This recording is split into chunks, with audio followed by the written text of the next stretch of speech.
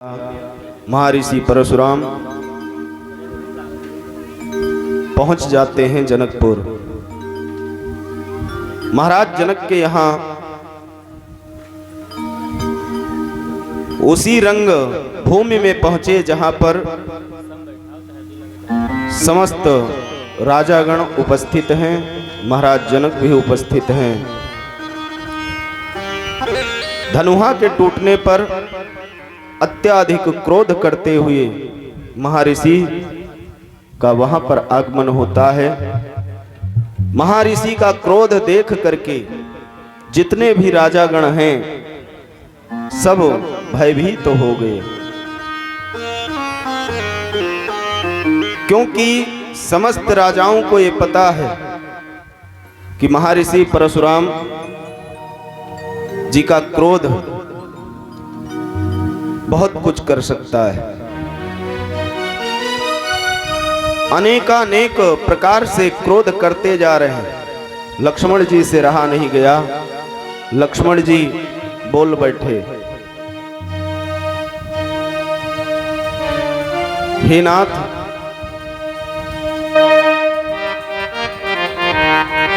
लक्ष्मण जी और परशुराम जी आपस में वार्ता कर रहे हैं और एक दूसरे से कोई कम नहीं है। रामचंद्र जी को लगा कि कहीं कुछ गड़बड़ ना हो जाए। रामचंद्र जी ने कहा, नाथ शंभो धनु भंजनिहारा, नाथ शंभो धनु भंजनिहारा, नाथ शंभो धनु भंजनिहारा, नाथ शंभो धनु भंजनिहारा, नाथ शंभो धनु भंजनिहारा, नाथ शंभो धनु भंजनिहारा, कोई है कोई दास तुम्हारा, हुई है को वो एक दास तुम्हारा, कोई है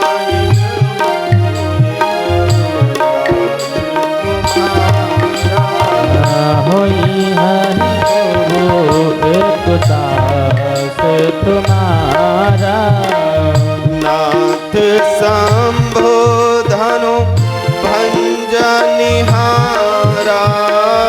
नाथ शंभो धनु भंजनिहारा, कोई है को एक दास तुम्हारा, हुई है को एक दास तुम्हारा। हे प्रभु, हे नाथ, ये शिव जी के धनुष को तोड़ने वाला कोई दूसरा नहीं होगा। अगर धनुहा टूटा है तो तोड़ने वाला कोई आपका ही दास होगा। और क्या आज्ञा है कहिए, आप इतना क्रोध क्यों कर रहे हैं? मुझसे क्यों नहीं कहते? यह सुनकर मुनि और क्रोधित हो गए। ऋषिया करके बोलते हैं, सेवक सो जो करे सेवकाई, सेवक सो जो करई सेवकाई, सेवक सो जो करे सेवकाई, सेवक सो जो करई सेवकाई, हरि करनी करे करई लड़ाई, हरि करनी करी करई लड़ाई, सुनहु राम जहि शिव धनु तोरा, सुनहु राम जहि शिव धनु तोरा सहस बाहु सम सो रिपु सहस बाहु सम सो रिप मोरा सहस बाहु सम सो रिपु मोरा सहस बाहु सम सो रिप मोरा। जब प्रभु ने कहा कि कोई आपका सेवक ही होगा जिसने शंभु का शिव का धनुष तोड़ा है, जैसे मुनि ने यह शब्द सुना मुनि से रहा नहीं गया। मुनि ने कहा सेवक वह है जो सेवा का काम करता है, शत्रु का काम करके तो लड़ाई ही करनी चाहिए। हे राम सुनो, जिसने शिव जी के धनुष को तोड़ा है वह सहस्त्रबाहु के समान मेरा शत्रु है। जिसने भी ये अपराध किया है उसको मैं अवश्य दंड दूंगा। रामचंद्र जी और नजदीक पहुंचते हैं। अनेकानेक प्रकार से परशुराम जी क्रोध करते जा रहे हैं और रामचंद्र जी प्रेम पूर्वक हाथ जोड़ करके सुन रहे हैं। लक्ष्मण जी से रहा नहीं गया। लक्ष्मण जी ने कहा ऐसे धनुहा, जिस धनुहा के लिए आप लड़ाई करने को उतारू हो गए हैं, ऐसे धनुहा को तो मैंने खेल खेल में बचपन में कई धनुहा तोड़ा है। बहु धनुही तोरी लड़काई, बचपन में मैंने बाल्यावस्था में अनेकानेक धनुहा को तोड़ दिया है, लेकिन कोई भी मुझसे इतना क्रोध नहीं किया उस धनुहा तोड़ने पर। आखिर इस धनुहा में क्या है जो आप इतना क्रोधित हो रहे हैं? यही धनु पर ममता कही है तो, यही धनु पर ममता कही है तू, यही धनु पर ममता कही है तू, यही धनु पर ममता यही है तू। सुनिर साय कहा गोकुल के सुनिर साय कहा गोकुल के तू। जब ऐसा कहा कि इस धनुहा पर आखिर आपका ममता क्यों है, आखिर आप इतना ममत्व इस धनुहा के लिए क्यों दिखा रहे हैं, क्यों क्रोधित हो रहे हैं? जैसे ऐसा कहते हैं लखनलाल तुरंत भृगुकुलकेतु महर्षि परशुराम जी और क्रोधित हो गए। बार बार परशुराम जी कुपित होते जा रहे हैं। बड़े क्रोध से बोले, रे नृप बालक काल बस बोलत तो न संहार। रे नृप बालक कालवश, अरे नृप के बालक, राजा के बालक, क्या तुम काल के बस हो चुके हो जो अपने वाणी को संभाल कर नहीं बोल रहे हो? अनेकानेक प्रकार से क्रोध करते जा रहे हैं। धनु ही सम त्रिपुरारि धनु विदित सकल संसार। अरे जिस धनुहा के लिए कह रहे हो कि हे महामुनि तुम्हारा ममत्व इस धनुहा के लिए क्यों है, वह धनुहा कोई साधारण धनुहा नहीं है, त्रिपुरारी शंकर का यह धनुहा है। और इस धनुहा को तोड़ करके तुमने बहुत बड़ा अपराध किया है। अरे राजा पुत्र अपने वाणी को संभाल कर निकालो, अन्यथा बुरा हो जाएगा। लखन जी से रहा नहीं गया। लखन जी हंसना प्रारंभ कर दिए। लखन कहा हंसी हमरे जाना, लखन कहा हंसी हमरे जाना, लखन कहा हंसी हमरे जाना, लखन कहा हंसी हमरे जाना। लखन कहा हंसी हमरे जाना।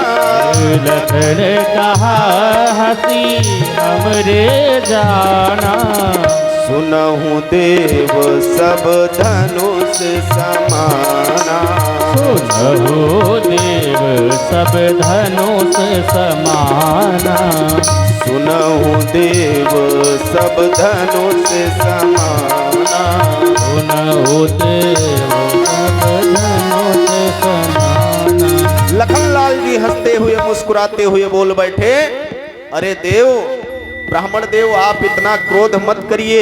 मैंने तो सुना है कि समस्त धनुहा एक ही समान होता है, और मेरे लिए मेरे हाथ में जो धनुष आ जाता है, चाहे वो शिव का धनुष हो, चाहे ब्रह्मा का धनुष हो, चाहे विष्णु का धनुष हो, या मेरा धनुष हो, सब धनुहा मेरे लिए एक ही समान है। जब ऐसा लखन जी बोलते हैं, मुनिनाथ आज बार बार क्रोधित होते जा रहे हैं।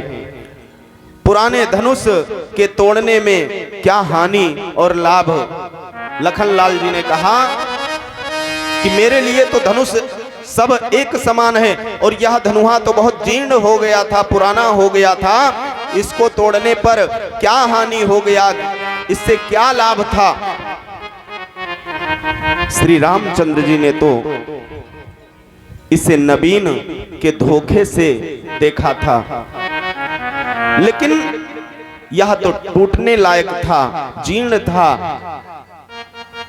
राम मेरे भ्राता के छूते ही धनुहा टूट गया, तो इसमें उनका क्या दोष है।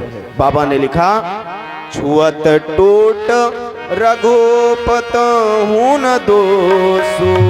छुअत टूटे रघो कतई न दोषो। छुअत टूट रघुपत ही न दोषो। छुअत टूट रघो कतई न दोषो। छुअत टूट रघुपत छुअत टूट रघो पतई न दोषो। मोने बेनो काज करे कतरोसो। मोने बिन काज करे कतरोसो। छूते ही, प्रभु के छूते ही यह धनुहा टूट गया, इतना जीर्ण था। आखिर मुनिनाथ आप नाजायज ही क्रोध कर रहे हैं, आपको ये रोष क्रोध शोभा नहीं देता है। आप बिना ही कारण किस लिए क्रोध करते हैं। परशुराम जी अपने फरसे की ओर देख करके बोले, अरे दुष्ट, तूने मेरा स्वभाव नहीं सुना। अगर मेरा स्वभाव जानता होता तो इस प्रकार वार्ता नहीं करता। मेरा स्वभाव से अगर तू परिचित होता तो इस प्रकार मुझसे बात नहीं करता। लखनलाल जी उनके वार्ता पर बार बार मुस्कुरा रहे हैं। बालक बोली बधऊ नहीं तो ही।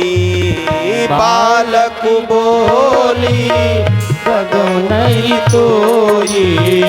केवल मुनि जड़ नहीं मोही। केवल मुनि जन केवल मुनि जड़ नहीं मोही। केवल मुनि जड़ नहीं मोही। बाल ब्रह्मचारी अति कोही। बाल ब्रह्मचारी अति क्रोधी। विश्व विदित क्षत्रिय कुल द्रोही। विश्व विदित क्षत्रिय अति क्रोधी। मैं तुझे बालक जानकर मारता नहीं हूं, लेकिन अरे मूर्ख, क्या तू मुझे सिर्फ मुनि ही समझ रहा है। अरे मैंने बाल ब्रह्मचारी और मैं बाल ब्रह्मचारी हूं और अत्यंत क्रोधी हूं। मैंने एक बार नहीं कई बार क्षत्रियों को इस धरा से खत्म कर दिया है।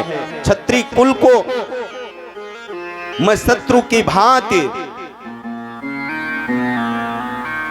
इस मही से विहीन कर चुका हूं, लेकिन तुम्हें लगता है मेरे भुजबल का प्रताप पता नहीं है। बार बार जब ऐसा मुनि कहते हैं, लखनलाल हर एक वार्ता पर मुस्कुरा रहे हैं और मुनि श्रेष्ठ होते हुए भी नन्हे नन्हे बालकों पर इस प्रकार क्रोध कर रहे हैं, अपने भुजबल का प्रताप बता रहे हैं। सहस्त्रबाहु की भुजाओं को काटने वाले मेरे इस फरसे को देख अनेकानेक बार फरसे को दिखाते हैं और सहस्त्रबाहु का उदाहरण मुनि बार बार दे रहे हैं। जब बार बार फरसा को उठाते रहे मुनि, लखनलाल से रहा नहीं गया, फिर मुस्कुरा करके बोल बैठे, बिहा से लखानो बोले मृदुबानी, बिहा से लखन बोले मृदुबानी, बिहा से लखानो बोले मृदुबानी, बिहा से लखन बोले मृदुबानी। आहो मुनि सुमहाभट मानी, आहो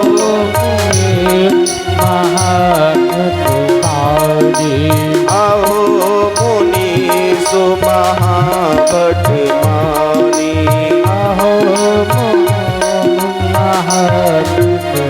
लखनलाल जी हंसते हुए बोले। कोमल वाणी के साथ लखनलाल जी बोलना प्रारंभ कर दिए, अहो मुनीश्वर, तो आपने अपने को बड़ा भारी योद्धा आप समझते हैं, बार बार मुझे कुल्हाड़ी दिखाते हैं, फूंक से पहाड़ उड़ाना चाहते हैं।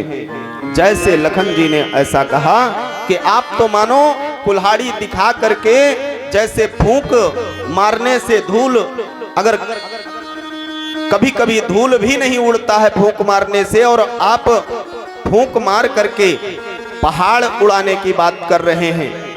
जैसे ऐसा लखन जी ने कहा, आज और क्रोधित हो गए परशुराम जी, बार बार क्रोध करते जा रहे हैं। जो बिलोक अनुचित कहूं क्षमहु महामुनि धीर, सुने सरोस भृगुवंश मणि, बोले गिरा गंभीर। रामचंद्र जी ने कहा मधुर वाणी के साथ,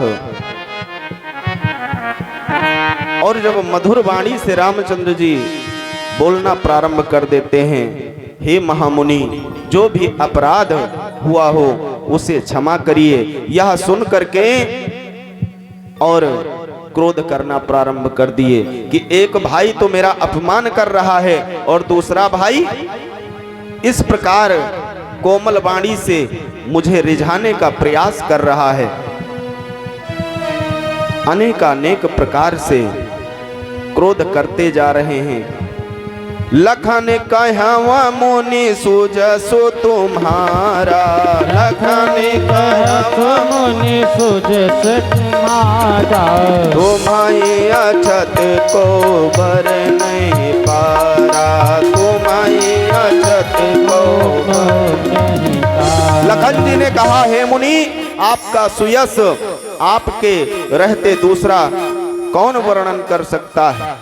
जब लखन जी ने इस प्रकार कहा, आपने अपने ही मुंह से अपनी करनी अनेकों बार बहुत प्रकार से वर्णन की है, और अपना प्रशंसा अपने मुख से शोभा नहीं देता है। मैंने ऋषियों के द्वारा ऐसा सुना है। इतने पर भी संतोष नहीं हुआ तो फिर कुछ कह डालिए, क्रोध रोककर दुख मत सहिए। मुनि से लखनलाल जी ने जब इस प्रकार कहा, आप वीरता का व्रत धारण करने वाले धैर्यवान और क्षोभ रहित हैं, गाली देते शोभा नहीं पाते। अनेकानेक प्रकार से आज लखन जी में और परशुराम जी में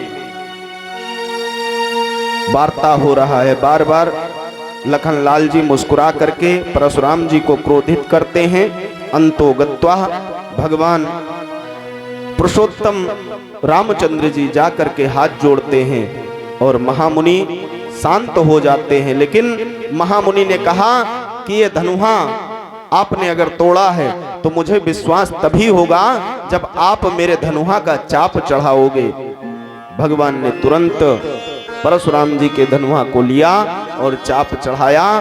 तुरंत जैसे चाप को चढ़ाते हैं प्रभु, परशुराम जी से पूछा, कहिए परशुराम जी, अब इस चाप को मैं किधर छोड़ूं? परशुराम ने कहा कि प्रभु, इस बाण को आप ऐसा छोड़िए कि मेरा क्रोध शांत हो जाए और मैं निरंतर के लिए भक्ति में लग जाऊं। भगवान ने ठीक उसी प्रकार किया।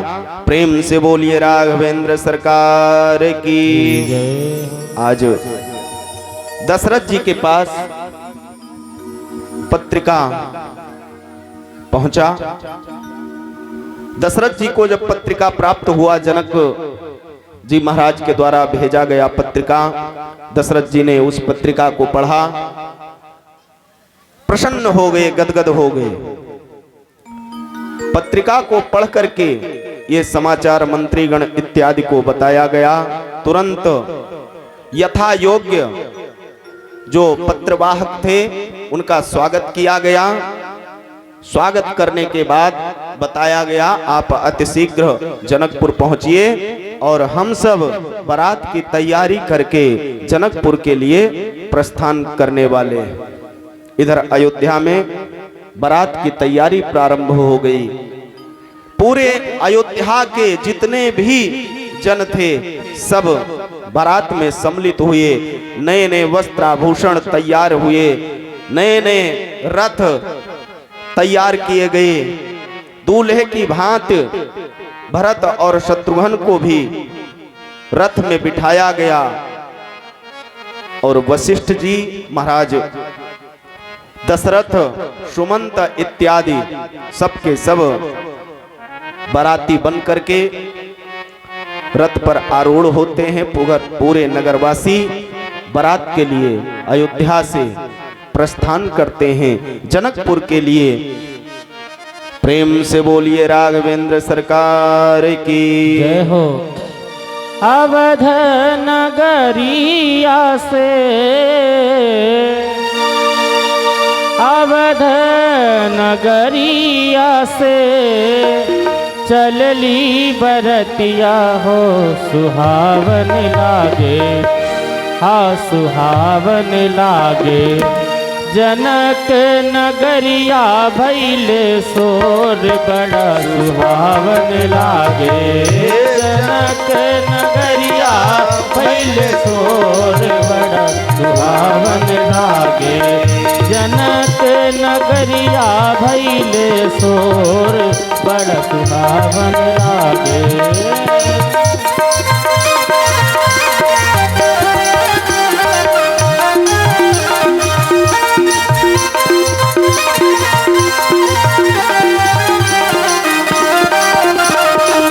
अवध नगरिया से, अवध नगरिया से, अवध नगरिया से चलली बरतिया, बड़ा सुहावन लागे, बड़ा सुहावन लागे। जनक नगरिया भैले शोर हो, सुहावन लागे। नगरिया भैले सोर बड़ा सुहावन लागे जनक नगरिया भइले सोर। सब देवता मिल चलली बरतिया बड़ा सुहावन लागे हरि वो सुहावन लागे बजवा बजावे घन घोर बड़ा सुहावन लागे जवधन गरिया से अवधन गरिया से चलली बरतिया बड़ा सुहावन लागे जनक नगरिया भैले सोर बड़ा सुहावन लागे जनक नगरिया भइले सोर। हो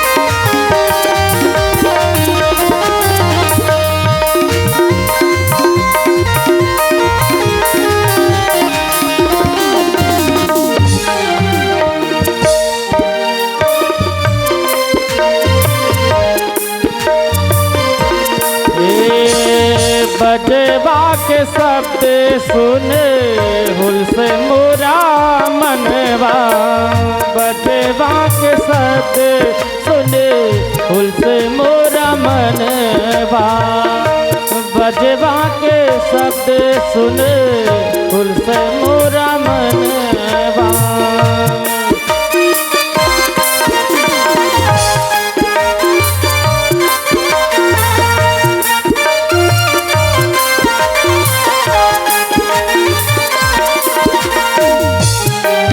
आज भगवान की बारात जा रही है। राजा दशरथ जी महाराज अयोध्या से निकल रहे हैं। बहुत ही धूम के साथ में जा रही है बारात और सभी जितने भी अयोध्यावासी बड़े भाव के साथ में जा रहे हैं और कहते हैं सुहावन लागे हो बड़ा सुहावन लागे रोशनी से भइल बाय जोर बहु सुहावन लागे रोशनी से भइल बाय जोर बड़ा सुहावन लागे अवध नगरिया से अवध नगरिया से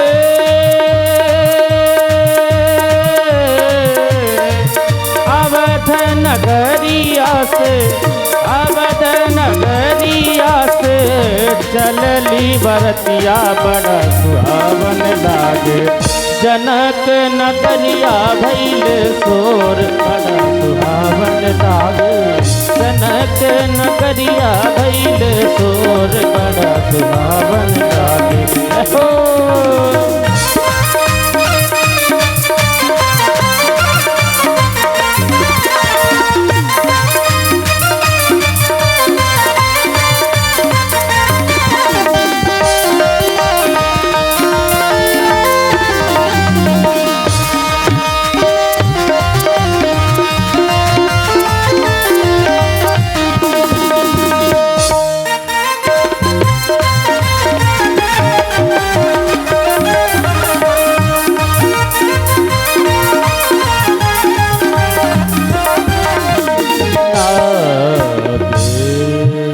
से बोलिए राघवेंद्र सरकार की जय हो। महाराज दशरथ गुरु वशिष्ठ के पास पहुंचते हैं। गुरु वशिष्ठ के चरणों में गिर करके प्रणाम किया। गुरु वशिष्ठ जी ने नाना प्रकार से महाराज दशरथ को आशीर्वाद दिया और जो भी कुल की रीति है, परंपरा है, सारे परंपरा का निर्वहन करते हुए गुरु वशिष्ठ के साथ आज राजा शोभायमान हो रहे हैं। बाबा ने लिखा सहित वशिष्ठ सोहनिप कैसे, सहित वशिष्ठ सोहनिप कैसे, सहित वशिष्ठ सोहनिप कैसे, सहित वशिष्ठ सोहनिप कैसे, सहित वशिष्ठ सोहनिप कैसे, सहित वशिष्ठ सोहनिप कैसे, सुर गुरु संग पुरंदर जैसे, सुर गुरु पुरंदर जैसे, करी कुलरीत वेद विधिराहु, कल कुल रीत वेद कुराऊ, करी कुलरीत वेद विधिराहु, कल कुल रीत कुराऊ, देखी सब ही सब भांति बनाओ, देख सब भांति बनाओ, देखी सब ही सब भांति बनाओ। वशिष्ठ जी के साथ महाराज दशरथ जी सिंहासनासीन शोभामान हो रहे हैं। आज सुशोभित हैं और ऐसे प्रसन्न हैं मानो सर्वस्व पा गए हों। महाराज दशरथ देवगुरु बृहस्पति जी के साथ इंद्र हों, इस प्रकार आज प्रतीत होते हैं जैसे वशिष्ठ जी देवगुरु बृहस्पति हों और महाराज दशरथ इंद्र के समान एक साथ विराजमान है। वेद ध्वनि हो रही है, वेद की जो रीति है उस रीत के अनुसार, कुल के रीत के अनुसार सब कार्य करके तथा सबको सब प्रकार से सजे देख करके, क्योंकि बारात जाना है वो भी प्रभु का बारात है, मर्यादा पुरुषोत्तम श्री रामचंद्र जी का बारात है, तो कोई साधारण बारात नहीं हो सकता है। सबके सब सजे हुए हैं, अनेकानेक प्रकार से आनंदित हैं, प्रफुल्लित हैं। पूरे नगरवासी जन मानो आज सबके घर में विवाह हो, इस प्रकार सब सजे हुए हैं। जैसे लग रहा है कि अयोध्या में प्रत्येक घर में आज दूल्हा बना हो कोई। आज सबके सब जैसे भी राम को मानते हैं, जो सखा मानता है वो सखा के भाव से राम का नाम ले रहा है, जो भाई मानता है वह भाई के भाव से, जो राजकुमार मानता है वह राजकुमार के भाव से, और जो भविष्य का राजा मानता है जाकी रही भावना जैसी, ठीक उसी प्रकार आज सुमिर राम गुरु आय सुपाई, सुमिर राम गुरु आय सुपाई, सुमिर राम गुरु आय सुपाई, सुमिर राम गुरु आय सुपाई, चले महीपत शंख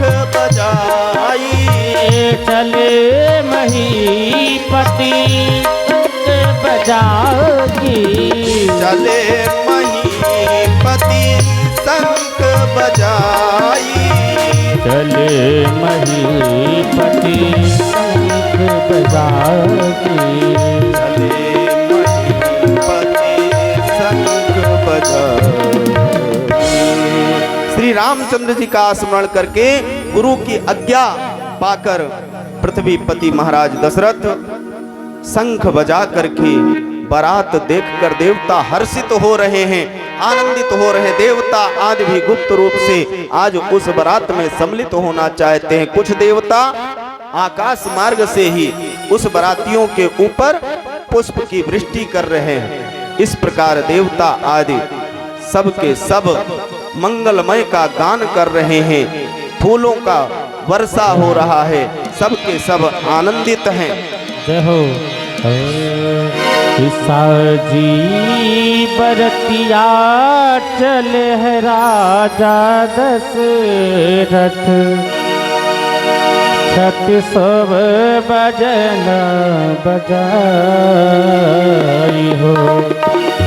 साजी बरतिया चले है राजा दशरथ, छत सब बजन बजाई हो। जाई बरतिया जनकपुर उतरे, उदी रामायर जयराम हो।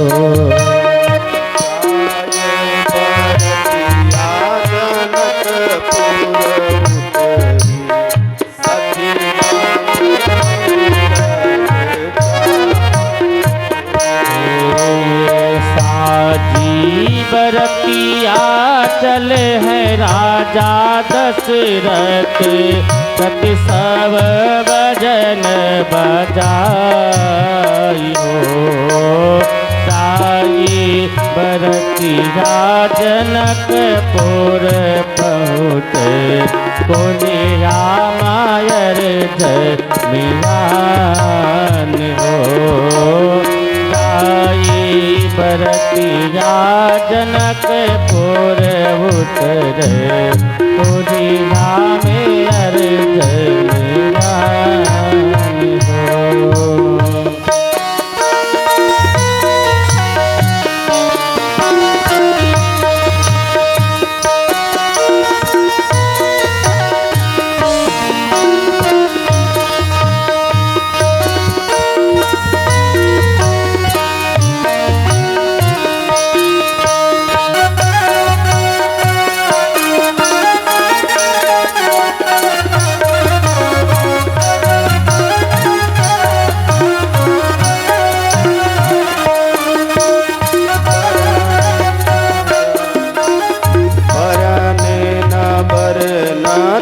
बनी बरा बोए सगुन सुंदर शुभदा, बनगी ना बरनत बनी बनाता, हो ही सुभग सुंदर शुभदाता।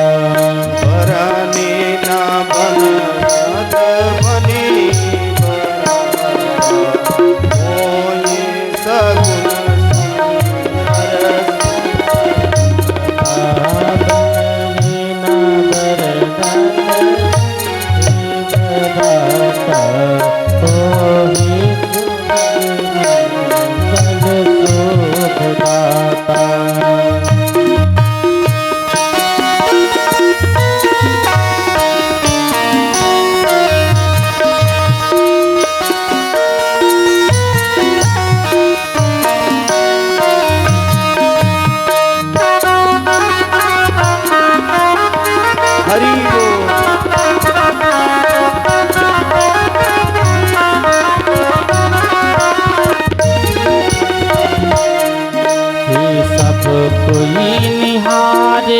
अरतिया बरतिया, सब कोई निहारे अरतिया बरतिया, सासू निहारे दमाद हो।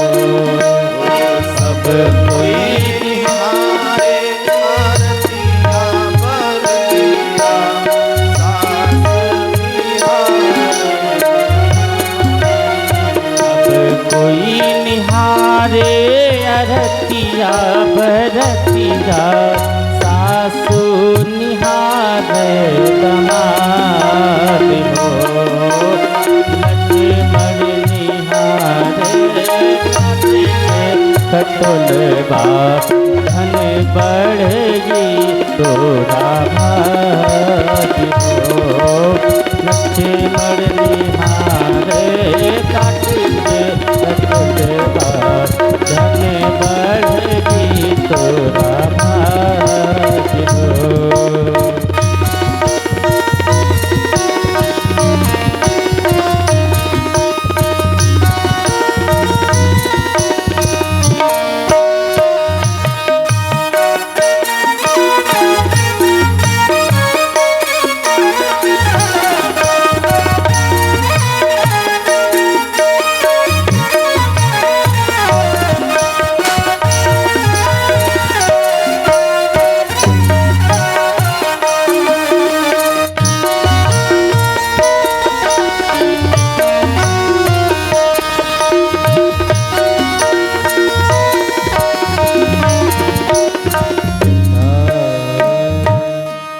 से बोलिए राघवेंद्र सरकार की। आज धीरे धीरे करके बाबा ने कहा, महाराज दशरथ जी जब बारात लेकर चले, मार्ग में वशिष्ठ जी ने महाराज दशरथ से हास्य विलास करते हुए कहा, महाराज ये पहली बारात मैं देख रहा हूं जिसमें दूल्हा नहीं है। दूल्हा के बगैर बारात जा रही है। महाराज दशरथ जी ने कहा, गुरुदेव आप वचन तो बहुत सत्य कह रहे हैं, लेकिन इसका कुछ उपाय भी तो आपके पास होगा। वशिष्ठ जी ने कहा, चिंता मत करो, अगर कोई रास्ते में पूछेगा कि इस बाराती का दूल्हा कौन है, तो दो राजकुमार जो रथ में बैठे हुए हैं ये भी तो दूल्हा के जैसा ही शोभायमान हो रहे हैं। रास्ते में यही बता दिया जाएगा कि दूल्हा यही दो हैं। मानो वशिष्ठ जी ने वहां पर भरत और शत्रुघ्न जी को आशीर्वाद दे दिया हो कि जा तो इधर से अकेले रहे हो, लेकिन आना उधर से जोड़े के साथ है। यह बात जब महाराज दशरथ जी ने सुना कि वशिष्ठ यानी गुरुदेव भगवान ऐसा कह रहे हैं, तो निश्चित रूप से कहीं ऐसा ना हो जाए कि वहां पर ये भी दोनों बालकों का विवाह हो जाए। प्रयोजन पहले से ही बनना प्रारंभ हो गया। संत जन कहते हैं कि जब बारात जनकपुर के नजदीक पहुंची, महाराज जनक ने अगवानी करने के लिए, आजकल अगर कोई किसी के पास अत्याधिक धन हो जाए तो बारात का अगवानी करना रही दूर की बात, दांव बैठ जाए तो समधी को नहीं पहचान पाते। लेकिन महाराज जनक के नगर में सबके सब गुणवंता हैं, संता हैं, ज्ञानी हैं, फिर भी महाराज जनक स्वयं अगवानी करने के लिए पहुंचते हैं, बारात की अगवानी करते हैं और प्रेम पूर्वक यथोचित सबको व्यवस्था दिया जाता है। सबका चरण प्रक्षालन हुआ, सबका स्वागत हुआ। बाराती सब जनकपुर की शोभा देख करके आनंदित हो रहे हैं, मानो अयोध्या जनकपुर से फीका पड़ रहा हो। और आज भी आप जनकपुर चले जाइए और ये बता दीजिए कि मैं अयोध्या से आया हूँ। हम सब जाते हैं, कभी कभी भगवान अवसर देते हैं तो कथा प्रसंग अनुष्ठान में जाना होता है, तो जो वहां के लोग अगर ये जान पावे कि महाराज अयोध्या के हैं तो इतना स्वागत होता है कि शायद अपना ससुराल अगर होता तो उस प्रकार स्वागत नहीं होता। ये भैया एक बार हमारे साथ में गए थे, तो वहां इतना काजू बादाम दे दिया जाता है खाने के लिए कि शायद हम लोगों को अगर उसे खरीद कर खाना हो तो उतना काजू जितना एक बार में दिया जाता है उतना हम लोग हफ्ता भर खाएंगे। और ऐसा नहीं कि एक ही दिन में 2 बार 3 बार 4 बार हाथ जोड़ना पड़ता है जनकपुर वासियों से। आज भी अयोध्या के नाम पर उन लोगों का जो भावना है ठीक उसी प्रकार है जैसे राम जी को वो जमाई मानते हैं। आज भी जनकपुर वासी हम सबको ठीक उसी प्रकार संबंध में जोड़े हुए हैं। प्रेम से बोलिए राघवेंद्र सरकार की जय। महाराज जनक के यहाँ की जो व्यवस्थाएं हैं उस व्यवस्था को देख करके राजा दशरथ प्रसन्न हैं, आनंदित हैं कि वाह मेरा भाग्य, मानो विश्वामित्र जी ने मेरे पुत्रों पर नहीं अपितु मेरे ऊपर कृपा किया है ताकि मैं इस प्रकार का संबंधी पाने जा रहा हूं जो परम ज्ञानी है, परम विद्वान है, परम गुणवंता है।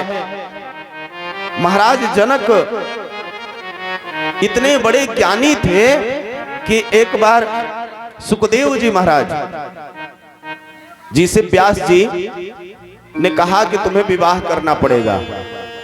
सुखदेव जी महाराज कहने लगे, पिताश्री ये विवाह विवाह के चक्कर में मुझे क्यों डाल रहे हो? मैं तो विरक्त होना चाहता हूँ, सन्यासी होना चाहता हूँ, दिगंबर होना चाहता हूँ। व्यास जी ने समझाया कि सर्वोपर गृहस्थ आश्रम है। गृहस्थ आश्रम, सन्यासी जन भी पहले गृहस्थ आश्रम को अपनाते हैं, फिर गृहस्थ आश्रम का त्याग करते हैं, उसके बाद सन्यास को धारण करते हैं। और प्रत्येक मनुष्य का धर्म होता है कि बाद में वो सन्यास लेवे, विरक्त होवे, वैष्णव बने, कुछ भी बने, लेकिन गृहस्थ आश्रम में प्रथम प्रविष्ट होना चाहिए, प्रवेश करना चाहिए। गृहस्थ आश्रम से बढ़ करके कोई आश्रम नहीं होता है। अगर गृहस्थ आश्रम नहीं है तो फिर संत जन कहां से आएंगे, विरक्त कहां से आएंगे, बैरागी कहां से आएंगे। सुखदेव जी महाराज ने कहा, पिताश्री आप कहना क्या चाहते हैं। सुखदेव जी जब ऐसा कहते हैं तो व्यास जी ने कहा कि मैं चाहता हूं एक बार आप जनकपुरी चले जाएं और जनकपुरी जा करके परम भागवत, परम वैष्णव, परम ज्ञानी जनक जी महाराज से कुछ ज्ञान की प्राप्ति कर लें। और जब सुखदेव जी महाराज वहां पहुंचते हैं तो उनको आत्मज्ञान हो जाता है कि किस प्रकार अपने जीवन को चलाना चाहिए, किस प्रकार नहीं चलाना चाहिए। भगवत की प्राप्ति कोई जरूरी नहीं है कि आप विरक्ति धारण करेंगे, वैराग्य धारण करेंगे तभी भगवत प्राप्ति होगी। मतलब जनक जी महाराज स्वयं सुखदेव जी के जैसा परम विद्वान को ज्ञान देते हैं, इस प्रकार वो ज्ञानी आज ऐसे ज्ञानी महापुरुष को संबंधी रूप में पा करके महाराज दशरथ धन्य हो रहे हैं। यथा योग्य सबका स्वागत हुआ, जलपान कराया गया, जो जैसा था ठीक उसे उसी प्रकार आसन दिया गया। महाराज ने, जनक जी महाराज किसी प्रकार की कमी नहीं रखते हैं स्वागत में और बार बार हाथ जोड़ करके खड़े हो जाते हैं, कभी वशिष्ठ जी के सामने तो कभी महाराज दशरथ के सामने। महाराज किसी प्रकार की त्रुटि ना हो, अगर त्रुटि हो जाए तो अपना ही घर समझ करके उसे क्षमा करना, बार बार हाथ जोड़ते हैं, बार बार क्षमा याचना प्रार्थना करते हैं। महाराज दशरथ इस प्रकार आनंदित हैं ऐसे संबंध को पा करके कि अपने आप को धन्य मान रहे हैं। समय आगे बढ़ा,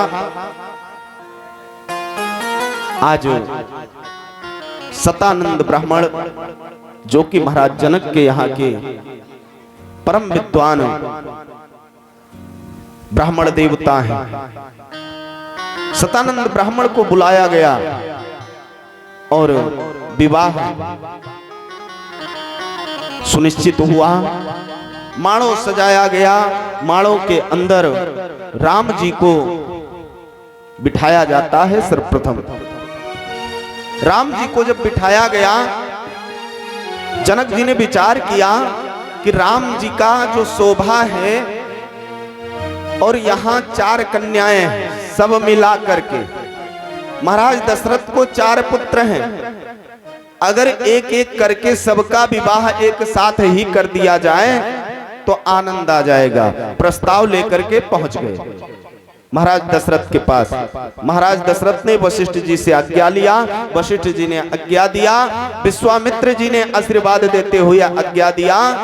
आज माड़ों के अंदर राम जी के साथ लखन लाल जी और भरत शत्रुघ्न जी को बिठाया जाता है और प्रेम पूर्वक भद्रादि मंत्रों का उच्चार होने लगा। पंडित जी, आचार्य महोदय, भद्रादि मंत्रों का उच्चार होने लगा।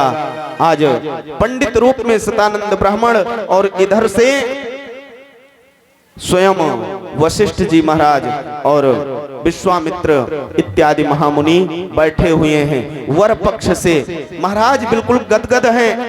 महाराज दशरथ प्रफुल्लित हैं, आनंदित हैं कि आज मानो एक नहीं अपितु मुझे 4 बहुएं प्राप्त होने जा रही हैं। पुत्री समझ करके मैं इनको मतलब नाना प्रकार का मंथन कर रहे हैं और उसी माड़ों के अंदर विवाह प्रारंभ होता है। वैदिक मंत्रों के द्वारा सतानंद ब्राह्मण आज महाराज जनक जी के द्वारा पौंपुजी प्रारंभ हो जाता है। पंडित जी राम जी का ले जाओ उधर तनी कुछ संकल्प इत्यादि करवा दो, जो उनको जजमान महोदय व्यवस्था हो उसके अनुसार कुछ दान पुण्य हो जाए चाहिए। अभी तक कुछ नहीं बोले हैं न, बिहाव आएगा तब हो न बोली। हैं प्रेम से बोलिए राघवेंद्र सरकार की जय हो। वहां की जो सखियां हैं, जनकपुर की नारियां कभी रामचंद्र जी को देखती हैं तो कभी लखन जी को देखती हैं, कभी भरत जी को देखती हैं, कभी शत्रुघ्न जी को देखती हैं और निहाल हो रही हैं, धन्य हो रही हैं। और कहती क्या है? जागो धीरे चलो, धीरे चलो, धीरे चलो, जागो धीरे चलो, ससुराल गलिया राघो धीरे चलो, ससुराल गलिया राघो धीरे चलो।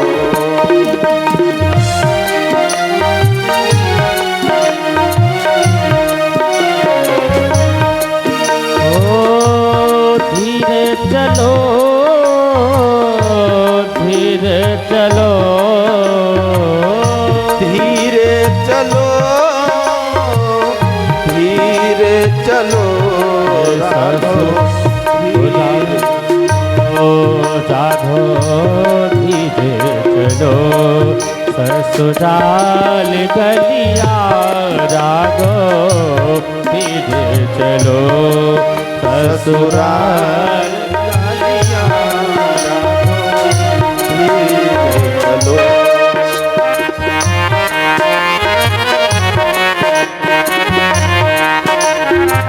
प्रेम से बोलिए दुल्हा सरकार की।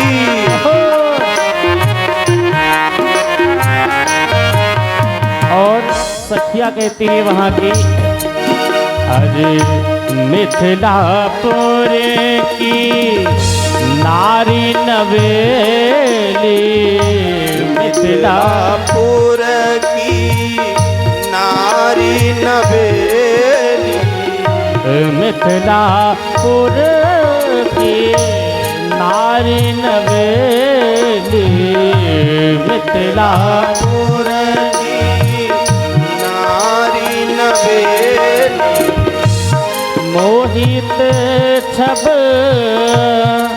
मोहित छबे,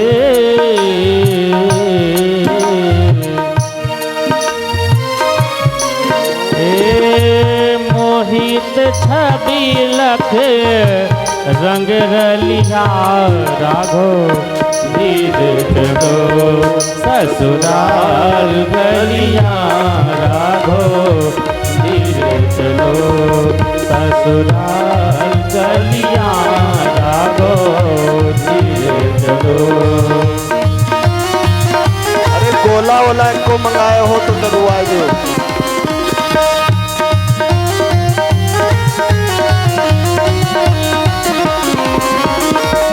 और सखिया कहती हैं, अरे पीते ऊपर ना कानन कुंडल, पीत ऊपर ना कानन कुंडल, पीते ऊपर ना कानन कुंडल, पीत ऊपर ना कानन कुंडल।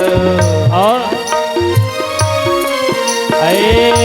लटकत माथे, लटकत माथे मोर लरिया राघो धीरे चलो, ससुराल गलिया राघो धीरे चलो, ससुराल गलिया राघो धीरे चलो।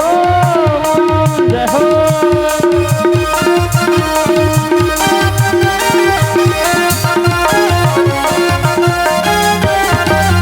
हरि बोल।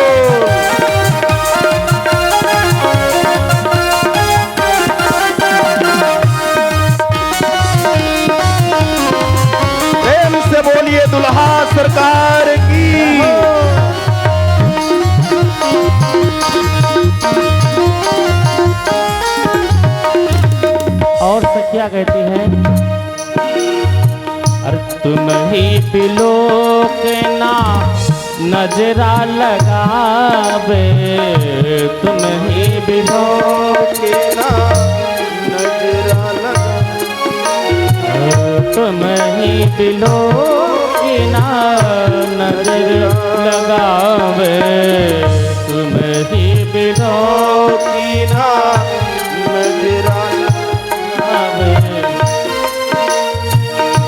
जनक नगर की, ओ जनक नगर की सब अलिया राघो, धीरे चलो ससुराल गलिया राघो, धीरे चलो ससुराल गलिया राघो, धीरे चलो ससुराल गलिया राघो, धीरे चलो, धीरे चलो, हाँ धीरे चलो, धीरे चलो, हाँ धीरे चलो राघो, धीरे चलो ससुराल गलिया राघो, धीरे चलो ससुराल गलिया राघो, धीरे चलो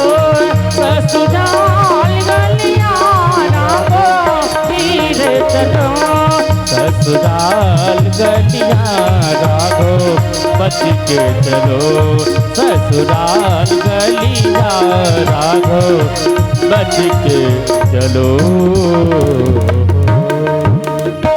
प्रेम से बोलिए राघवेंद्र सरकार की जय। श्री दुल्हा